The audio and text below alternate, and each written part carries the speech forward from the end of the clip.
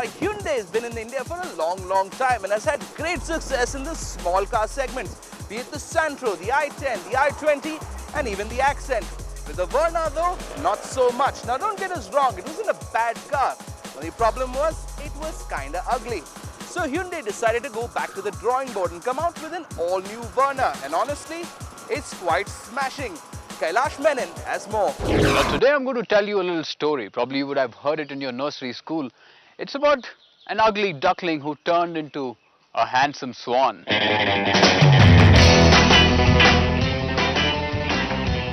Yup, the Verna was a great car to drive but clumsy and conventional to look at. And then came the Verna Transform. But sadly, it did little to revive its bland personality. Fast forward to today, and the 7th generation Verna is no plain Jane no more. It sure is a hot bod with coupe-like contours, big wheels and a bigger wheelbase, and lots of curves, cuts and creases. Now the folks at Hyundai call it fluidic sculpture design, fancy marketing terms if you ask me, but simply put, the design of this car is an orgy of fine fluid lines mixed nicely with a lot of muscular cuts and creases. For example, check the creases and the bulges on the bonnet. My personal favorite, however, are the boomerang-shaped fog lamps. The eagle eyes also looks cool. It's got a lot of cuts, a lot of curves inside. All in all, the new design is bold, it's brash, and it is, no doubt, bloody beautiful. Engine options include a 1.4 litre and a 1.6 litre petrol and a 1.4 litre and a 1.6 litre diesel. Now I'm driving today the 1.6 litre full-fat top-of-the-line diesel variant that puts out 126 bhp and somewhere around 260 Newton meters of torque. It's latched onto a 4-speed auto box, and that really is the weak link in this car's case, because let's get this straight, a 4-speed auto box in this day and age is sort of ancient, and the worst part is that the 4-speed auto box is not doing any justice to an otherwise potent engine. So this car truly deserves a better 5-speed auto box that will not only bump the fuel efficiency but will also take care of the performance figures.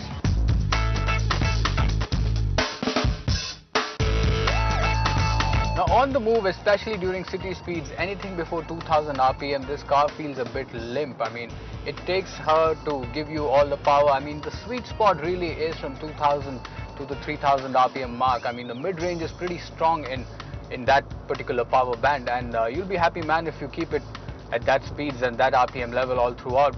But once you put down the pedal to the metal, it's all great till 130. After that, the ride does get a bit crashy.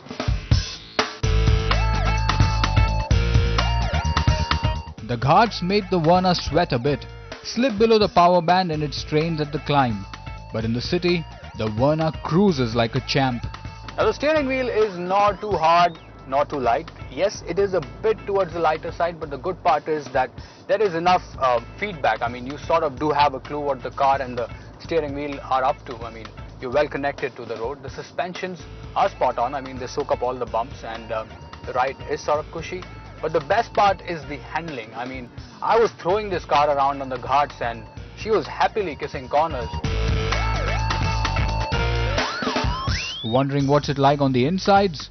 Now the interiors are quite good as well. The fit and finish is nice, and Hyundai, I mean, let me just show you. I mean, they've thrown everything in here. You've got some bits and pieces of metal. There's a glossy black, there's wood paneling. I guess what they're trying to do is that they've thrown everything so that nobody complains. So take your pick, whatever floats your boat. But what I really like in here is that dimple texture on the dashboard. It gives it a fake carbon fiber sort of a visual appeal. There are a lot of cubby holes to store your stuff. The niftiest of all is the sunglass holder. The only problem in here is that the door panels, these holes in the door panels, they are sort of trim, and you really have to test your mic to, you know, put in a bottle or something. So the storage is sort of strained in here. Otherwise, it's all good. Goodies include ABS and a half a dozen airbags. The Verna is expected to be priced in the 7 to 9 lakh rupee bracket, and it's all set to dent the sales figures of the City and the Vento. Wondering what's our first impression? So it's sensible, it's practical, it drives fairly well, it looks great, and honestly, if I were the City or the Vento, I'll be a little scared.